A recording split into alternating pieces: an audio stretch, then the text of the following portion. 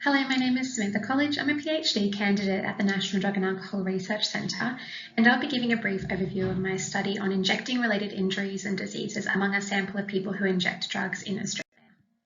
I have no conflicts of interest to declare.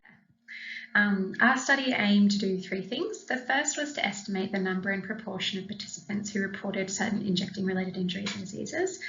The second was to determine clusters of participants based on their reporting of these harms, and this was done using latent class analysis modelling.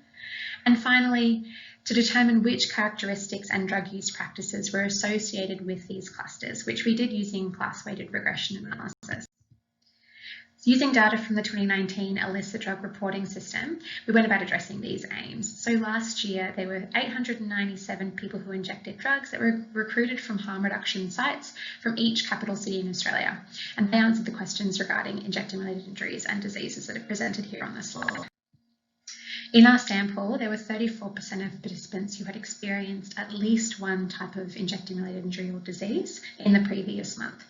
And from our latent class analysis, we found that the three-class model was the best fit and resulted in these theoretically distinguishable groups that indicated a spectrum of severity.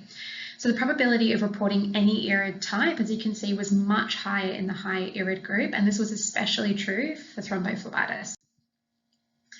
From the regression analysis, we found that reporting reusing your own needle in the past month was much more likely in the high group compared to the moderate group, and much more likely in the moderate group compared to the no IRID group.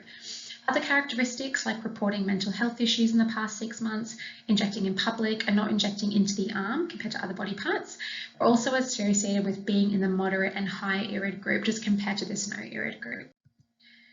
Based on our findings, we think there needs to be a significant improvement in needle and syringe coverage so that every injection is covered, and avoiding clotting disorders like thrombophlebitis might be helped with improving injecting technique and also improving public health messaging around vein care. And finally, implementing screening for lower risk harms like skin infections at low threshold services might help reduce the burden of these harms, particularly those that can become systemic and fatal like bacterial infections. Just quickly on limitations, our findings represent self-report data which may be biased in a number of ways, and we didn't include an exhaustive list of injecting-related harms, although we definitely think many warrant further investigation.